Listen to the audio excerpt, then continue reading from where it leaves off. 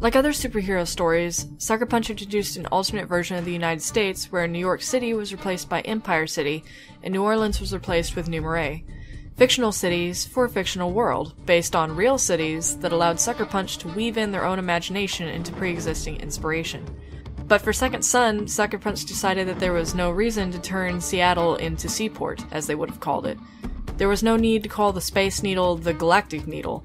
And while I understand where they're coming from, it's also confusing why they felt the need to implement the Space Needle in its entirety into Seaport instead of creating their own landmark. Empire City doesn't have the Statue of Liberty, but it has Archer Square that is similar to Times Square. It doesn't have the Empire State Building, but it has the Staten Building that was destroyed in the Ray Sphere blast. There is no Central Park, but there is a smaller park in the Neon with similar features. But the biggest similarity that Empire City has was its economic role in the United States as a whole. In Infamous 2, we can see how its destruction greatly affects the country's stock market in imports and exports. There were no direct similarities that held Empire back from being a New York City knockoff. It had its own character. Because of the quarantine, the plague, and the destruction caused by the Ray Sphere, Empire City was palpably a city in disarray. People stealing from each other, sifting through dumpsters and trash cans, people sleeping on street corners and even falling ill in the middle of the sidewalk. All this is complemented by the gangs that terrorize the citizens and control each island. The city needs its electricity restored, but the Reapers and Dustmen are holding the electricians hostage. The plague is killing people, and Sasha's tar is brainwashing people that drink the city's water. So Trish is trying to save the city in her own way by doing her job as a nurse. Each of the islands had their own identity. The Neon was the business and commercial center of the city, the Warren was the location of the Eagle Point Penitentiary, the harbor, the hospital, and not to mention Alden's Tower made out of trash and metal. And finally, there was the Historic District, where the upper middle class citizens once lived, and the scar of the game's prologue remains as a reminder of how the city came to be in such dire straits. The city is gray, dark, dirty, as if the surroundings themselves are sick and dying. The narrative is told just as much through the city as it is through the characters. This is also emphasized through the comic scenes that are drawn in ink with black ink splotches dotting nearly every frame. Stepping into the intermittent comics between the first and second game, we get to see a little more of the society underneath the city, living in the sewers and making a hospital for plague victims. We get to see a character who also builds the world in the sequel, Linda Kauffman, who is the news anchor that appears in the games periodically. She learns about the government cover-up of Empire City and the truth about the plague and how Cole is generally seen as a hero. She later goes on to tell this story in order to spread awareness about Cole and his heroics so that citizens acknowledge him on his travels. About a week after the first game ends, the Beast arrives sooner than expected. Cole is nearly killed and is forced to flee for his life and watch Empire City be decimated in a flash. Everything you did in the first game to save the city, all the progress you did to bring it back to a modicum of what life used to be like, gone. Unlike most other games that start the sequel in some other random place just because, Sucker Punch firmly places you in Cole's shoes and makes you feel the disappointment, loss, and determination for payback that he feels. And then you enter New Marais. From the instant Cole arrives, you can see the stark contrast from Empire City. The city pops with color, the buildings, while not as towering and so compacted together, each have an individual identity and give the different sections of the city a different personality. Before you even get into the city itself, you come across a TV broadcasting of one of Bertrand's propaganda speeches. You get an idea of what sort of state the town is in before you ever see it. And once you do, Cole narrates his past visit to New Marais so we can see how the city went from being a raucous party every night to being crushed beneath the boot of Bertrand and his militia. The art style changes from ink to watercolor to reflect the bright tone of the city. The more you explore the city, you can see the various recruitment centers for the militia. You can run across more broadcasts directly from Bertrand to get an idea of how he's brainwashing the city to become docile and treat him like a celebrity and fear conduits. As you run around, you'll see militia harassing people and kidnapping them. You'll see bombs made of blast shards, street musicians, statue imitators, picket lines in protest of Cole's presence in the city, and a noticeably thin patrol of police. And these are just random events that pop up on the map. The side quests actually show you what the citizens themselves think of Bertrand's dictatorship. They beg for your help or egg you into stirring trouble and sinking militia gunboats, finding undercover militia, and sometimes they lure you into a trap or give you a reward for your past choices.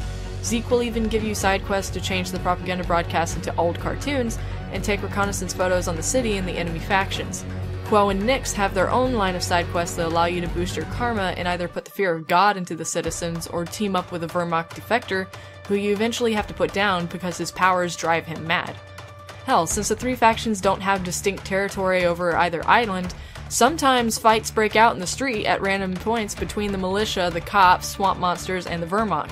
Sometimes they'll even ambush you without so much as a warning. Rather than each island having a single distinguishable characteristic, each island actually is divided into something akin to a few districts that are easily identifiable from one another. The main section of Numeray contains the Cathedral, the French Quarter, the Clock Tower, and the docks. Ascension Parish is home to the impoverished citizens, the cemetery, and Fort Philippe. Right beyond that, on the edge of the town, are the plantations and burrows of the swamp. On the northern island, there's Bellevue, or what the locals call Flood Town, since the waters from the storm never receded. Beyond that is the rail yard, where Bertrand takes all his captives and turns them into monsters, and finally there's the gasworks, where Bertrand packages and ships his Vermont conduits out on merchant ships. Just by simply running around the city, you get a feel for its past and its unfortunate present. Even the citizens themselves change based on whether you're good or evil. If you're good, they'll run up and take your picture and sometimes do what little they can to help you fight bad guys, like throw rocks or punch them. If you're evil, they'll instead turn their rocks against you. Numeray feels like a living, breathing city that responds to the events of the game, and especially to you as a player. Second Son, on the other hand, manages to take a real city and turn it into a hollow and boring shell. But before we get to Seattle, let's start in Salmon Bay. Salmon Bay has no direct real-world equivalent.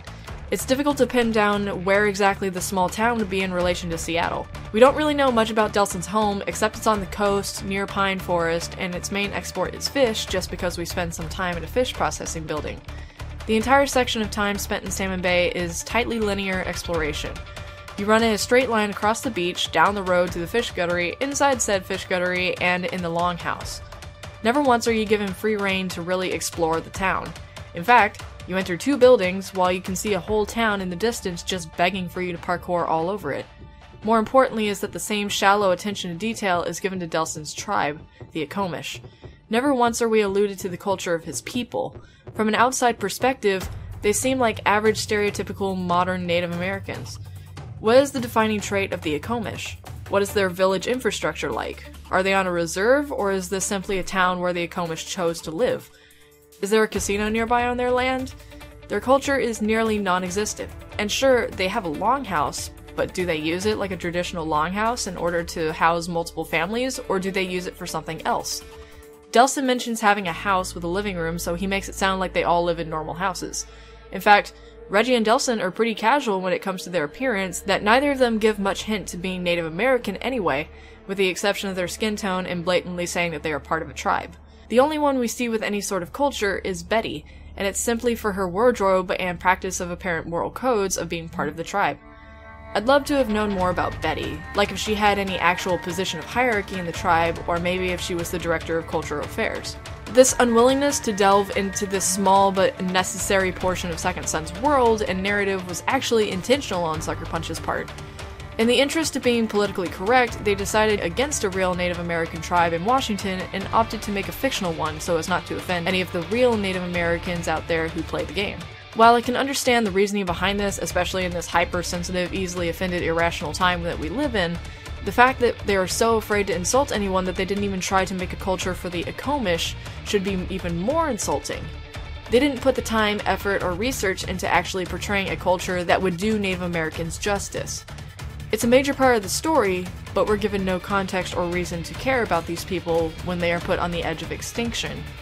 They are the driving force behind Delson's motivation, but they are treated like a minute plot point to bookend the game. Then the game transitions to Seattle. The bridge is destroyed by the DUP, so you cannot return to the previous area. The city, in contrast to its real-life counterpart, is made up of two islands. You can see all the rest of the world in the distance, unlike in previous games. In Infamous 1 and 2, if you saw it, you could explore it. In Second Son, it shows you the forests on the horizon, the harbor that gives Seattle access to trade with Asian countries, and bridges that connect all those other forested areas, with more buildings to climb and explore. This also isn't the only case of limiting your sandbox fun.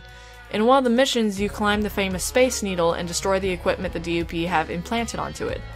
But once this mission is over, you cannot climb the Space Needle to the top.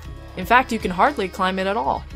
Delson cannot latch onto any vertical surface to climb. The neon dash does not magnetically attach to the surfaces in order to ascend while bringing a high likelihood of falling off anyway. If you manage to get about 3/4 of the way up the tower, there is an invisible ceiling that will refuse to let you progress to the observation deck. The game unnecessarily keeps you from enjoying everything in your reach. In Infamous 1, you could climb Alden's Tower even after you climb it during the story. In Infamous 2, you can climb the Ice Tower whenever you want. Nothing arbitrarily keeps you from reaching these peaks and having your fun enjoying the world. Now yes, Second Son will let you climb the DUP headquarters in post-game much like Alden's Tower, but why would they keep you from returning to the landmark that makes Seattle identifiable as Seattle? Okay, now before my blood pressure rises too high, let me ground myself. No, literally, let's take a walk through Seattle on the ground. The first thing you'll notice is that the game is pretty. Sucker Punch definitely learned some new tricks while working with the PS4. There's nice lighting, reflections in the glass, the water, the puddles created by the rain that drips on your camera lens, but we're not here to gawk at how obviously pretty the game is. We're looking at what's underneath the dynamic lighting and the reflections. We're looking at the design and architecture of the city. Let's imagine that we're going on a tour as a tourist who has never been to real-life Seattle, which, for the record, I have never left Texas except to go to Los Angeles. The city is, well, a typical city. It's gray and lacks color without the contrast of the autumn leaves on the trees. The city nearly always has an overcast sky so that the game can randomly begin to start dropping rain on you for the realistic atmosphere of rainy Seattle. Now that we have a character who isn't injured by water, we can have those sort of water effects. Most of the city feels the same. Most of the city looks the same. There are a few points of interest apart from the Space Needle. There's the Seattle Science Center ripped right off from the real world. There are some more obscure points that only locals would know, like the Elephant Car Wash, the tow truck, or the overabundance of coffee shops. The crocodile from the real game is also a real location, however Sucker Punch spiffed it up a bit. Okay, more like a lot of a bit. There's a hobo camp where no hobos live. Once you reach the second island, this area gives the biggest architectural contrast with a Chinatown area and a market. There's also the commercial center where the in-game GameStop is advertising Heaven's Hellfire, and immediately to the right you'll see a sign advertising the onstage recreation of the events of Empire City. Yeah, they turned Infamous's equivalent of 9/11 into a ballet. There's also a flight systems company named after the RFI. These are the teeny tiny connections to the previous game that only returning players would notice or understand the significance of. There are nice tiny details in the city, but compared to New Marais, it feels like a less dynamic environment. We see instances where Sucker Punch improved reality with their imagination, but they are too proud to turn Seattle into a fully fictional and possibly more engaging entity as Seaport. The sad thing is that other than these small points of characterization, there's little to no other hint at culture or an overall larger world. The rest of the city is bland. It feels like you're going past the same building over and over. The city is larger than New Marais, but has less visual landmarks or change in scenery in order to guide your directionless wandering. The districts are taken from real life, but most of them feel identical. What's really a shame is that the game ironically gives you tools to ignore this world. You're able to zip through the city endlessly as a speedy streak of neon. You go too fast to appreciate it. The city is more like an obstacle to your next mission. You're staring at the minimap, looking for your next karma opportunity, looking for the next side quest, keeping an eye out for DUP patrols. Once you're on the ground and going for a stroll, you see what little character the city does have all around you. The citizens will rush at you to take pictures, they'll almost constantly shout at you depending on your karma, but they won't physically interact with you outside of the final mission. Hell, if you find some of them beating up a suspected conduit, they'll suddenly start applauding you for correcting their despicable behavior. You can find musicians on the street that play electric guitar with realistic finger movements. Part of me wishes that they would be playing covers of grunge bands rather than abstract indie music, since you can hear Courtney Love counting Cobain's money during the drive to Seattle as it plays a cover of Heart-Shaped Box. You can even find a Seahawks poster, but there's no football stadium to be found in the game. There's an attempt to capture the reality of Seattle, but to someone who isn't aware of the city's real culture, it feels bland. I had to do research just so I could know exactly what I was looking at in the game. What was real? What was made up? What small things are in reference to reality? By their admission, Sucker Punch didn't want to make a one-to-one recreation of the city because it wouldn't be fun. It makes me wonder if they didn't think a copy of the city would be fun, why didn't they just make their own city? Which they have some real talent in taking inspiration and making deeper cities out of fake ones. Essentially, the game depends on you to know about Seattle in real life to feel a connection to it in the virtual reality, rather than putting any depth to it. And this is a real shame, since other games like the Spider-Man games on PS2 could make a near-identical New York City and make it fun and inhabited. The Grand Theft Auto games can make spoofs of real cities like New York, Los Angeles, and Miami, and make those all amazing. As you run around the cities, you come across side missions that simply tell you to paint on walls, chase an undercover agent, look for audio files. There is very little variety in these missions, and it's simply repeating the same task for several hours for completion. These don't tell you more about the city, only about the DUP occupation. The game is more into telling you about the evil organization than the city. You can go around busting up all the equipment the DUP set up if you really want to, and visually clean them out as you run them out of town. And while the game does do an okay job of giving the DUP a personality, they hide the most important information behind two sets of DLC, Cole's Legacy and Paper Trail. Cole's Legacy is impossible to get unless you pre-ordered the game or you were playing the game in Europe. Paper Trail, which is an entire string of side quests that outline Augustine's corruption and hypocrisy, as well as a clearer look at what the population does to conduits. One Lifeline protester actually took an electric conduit like Cole off the street, dragged him into their basement, put a bag over his head, and beat him to a pulp with a baseball bat until he straight up died. And they show you this with a video. This DLC most prominently goes into the background of Celia, the girl that Augustine traveled through a demolished city with. However, all this world building is blocked behind a DLC that you also cannot access anymore.